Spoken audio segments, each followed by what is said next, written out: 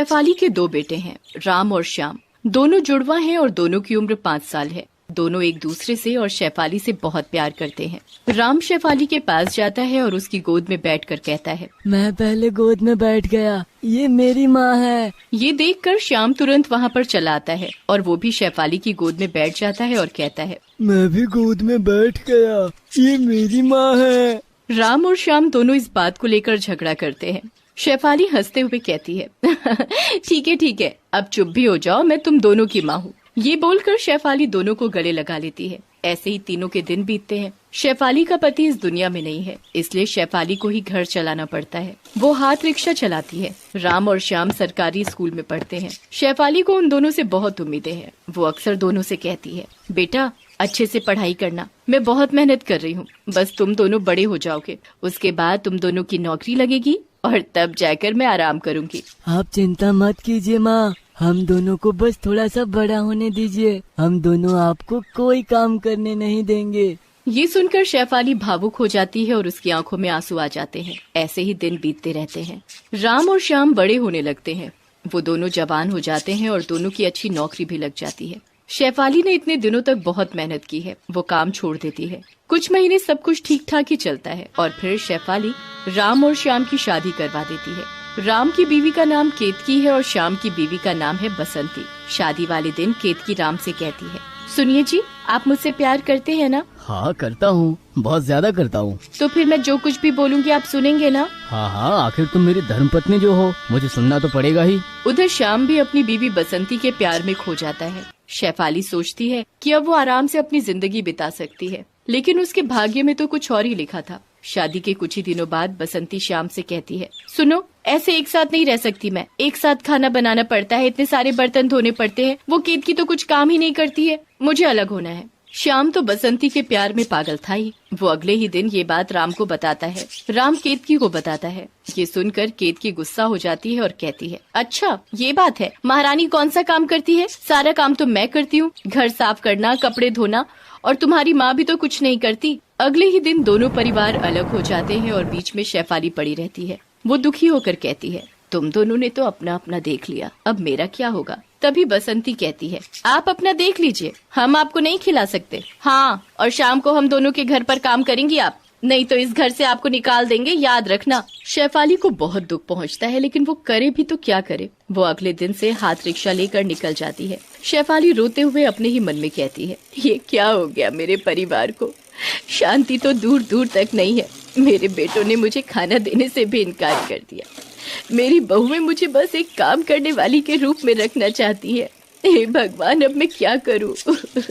शेफाली पूरा दिन हाथ रिक्शा चलाती है, लेकिन इस उम्र में और कितना ही काम कर सकती है। वो बहुत मेहनत के बाद दिन में 20-30 रुपए का जुगाड़ कर पाती है शेफाली, और फिर वो घर लौट जाती है। घर लौटते ही केतकी और बसंती उसके पास आती हैं। ए बुढ़िया, आज कितना पैसा कमाया है दिखा?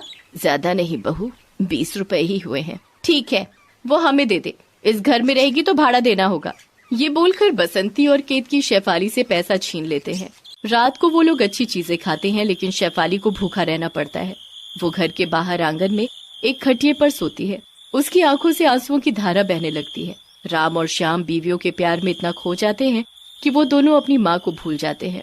अगले दिन से शेफाली पूरा दिन हाथ रिक्शा चलाकर जितना पैसा घर लाती, उसमें से आधा केतकी और बसंती ले लेते हैं। शेफाली कुछ कहती नहीं है। एक दिन काम से लौटकर राम केतकी से कहता है, ऑफिस आने जाने में बहुत खर्चा हो रहा है, क्या करूँ, कुछ बता सकती हो? अरे तुम्हारी माँ है ना, उनसे कहो हर रोज ऑफिस छोड़ देने के लिए, मुफ्त में हो जाएगा। ये बात राम को बहुत अच्छी लगती है। वो श्याम को भी ये कहता है। अगले दिन से दोनों शेफाली के हाथ रिक्शे में बैठकर ऑफिस जाने लगते हैं। माँ जरा जल्दी चलो, ऑफिस पहुँचने में लेट हो जाएगा। हाँ बेटा, मैं पूरी कोशिश कर रही हूँ। शेफाली पूरी शक्ति से हाथ रिक्शा चलाने लगती है। वो दोनों ऑफिस पहुँच जाते हैं, मगर कोई भी शेफाली को पैसा नहीं देता। माँ, आप तो हमारी माँ हो, आपको क्या पैसा देना? शेफाली पूरा दिन काम करती है और शाम को घर लौटकर दोनों बहुओं और बेटों के लिए खाना भी बनाती है। थोड़ा लेट होने पर केतकी और बसंती शेफाली को उल्टा सीधा सुनाते हैं। शेफाली रात को पहले उन लोगों के लिए अच्छा खाना बनाती है और उसके बाद खुद सूखी रोटी खाती है। ऐसे ही दिन बीतते रहते हैं। एक दिन केतकी और बसंती शॉपिंग पर जाने के लिए शेफाली के हाथ रिक्शा में बैठते हैं। बीच रास्ते में केतकी चिल्लाते हुए कहती है, ए बुढ़िया, जोर से नहीं चला सकती क्या? कुछ खाती नहीं है क्या? ये बोलकर केतकी शेफाली को एक लात मारती है। शेफाली गिर जाती है, उसके हाथ में चोट आ जाती है। आह मेरा हाथ। चल चल बहुत हो गया तेरा नाटक, हमें देर हो रही है। शेफाली हाथ में चोट लेकर उन दोनों को शॉपिंग मॉल में पहुंचा देती है। मगर उस दिन घर लौटकर केतकी और बसंती मिलकर शेफाली को बहुत मारते हैं। बुढ़िया, तेरे लिए हमें आज देर हो गई, सेल खत्म हो गई, जोर से नहीं चला सकती थी तू, ये ले। शेफाली दर्द से तड़पती रहती है। आह मत मारो मुझे, मत मारो। राम कहता है, केतकी ठीक ही तो कह रही है, तुम्हारी वजह से कभी कभी हमें ऑफिस जाने में देर हो जाती है। मार खाकर केतकी चारों के लिए खाना बनाती है और रात को दोनों बेटे अपनी बीवियों को लेकर अपने अपने कमरे में सो जाते हैं। शेफाली बाहर आंगन में खटिया बिछाकर खाली पेट सोई रहती है। उसके सामने एक कुत्ता सोया रहता है। वो बस कुत्ते को देखती रहती है और कहती है, कुत्ते, तुझ में और मुझ में ज्यादा फर्क नहीं है। तुझे भी लोगों की दया से खाने को मिलता है और मुझे भी। तेरा भी कोई घर नहीं है और मेरा भी। फर्क बस इतना है कि तू दिन भर आराम कर सकता है पर मैं नहीं। ये कहते हुए शेफाली की आंखों से आंसुओं की धारा बहकर जमीन पर गिरती है। तभी आसमान में बिजली कड़क उठती है और जोरदार बारिश शुरू हो जाती है। अपने कमरे के अंदर बिस्तर पर कंबल के नीचे सोए हुए केतकी कहती है, अच्छा हुआ आज बारिश हो रही है, 2-3 दिन से बहुत गर्मी थी। राम, श्याम, केतकी, बसंती सभी ठंडे ठंडे मौसम में आराम से सो जाते हैं और बाहर शेफाली बारिश के पानी से भीगती रहती है। मानो उसी का दुख, उसी का दर्द, उसी की आंखों का पानी बारिश बनकर धरती पर गिर रहा हो। पूरी रात भीगने के बाद शेफाली को बुखार आ जाता है और सुबह जब बारिश रुकती है तब केतकी और बसंती फिर से उसको काम पर लगा देते हैं। काम करते करते शेफाली खांसती रहती है और खांसते खांसते वो जमीन पर गिर जाती है और तड़पने लगती है। ये देखकर राम और श्याम दौड़ कर आते हैं। माँ क्या हुआ, माँ क्या हुआ, माँ बात करो हमसे माँ। मगर बहुत देर हो गई है। शेफाली इस दुनिया को छोड़कर चली जाती है। उसकी आंखें बंद हो जाती हैं। राम और श्याम रोते रहते हैं। तभी शेफाली के शरीर से उसकी आत्मा बाहर आती है और कहती है, बेटा रो मत, तुम दोनों को रोते हुए देखकर मुझे अच्छा नहीं लगता। आखिर तुम दोनों मेरी आंखों का तारा जो हो।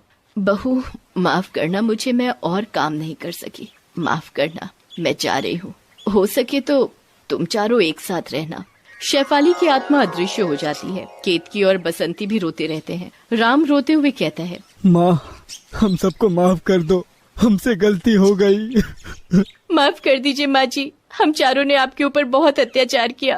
आज से हम चारों एक साथ रहेंगे माँ, केवल दुख इतना है कि आप नहीं होंगी। माँ माँ माँ पुकारते हुए चारों बहुत रोते हैं। मगर अभी के रोए क्या फायदा। शेफाली का अंतिम संस्कार किया जाता है और उसके बाद से चारों साथ रहने लगते हैं। शेफाली की आखिरी इच्छा पूरी हो जाती है। परलोक जाकर उसे शांति मिलती है। माँ का बंटवारा करके कभी भी किसी को सुख नहीं मिला है। ये बात राम और श्याम को अच्छी तरह से पता लग जाती है।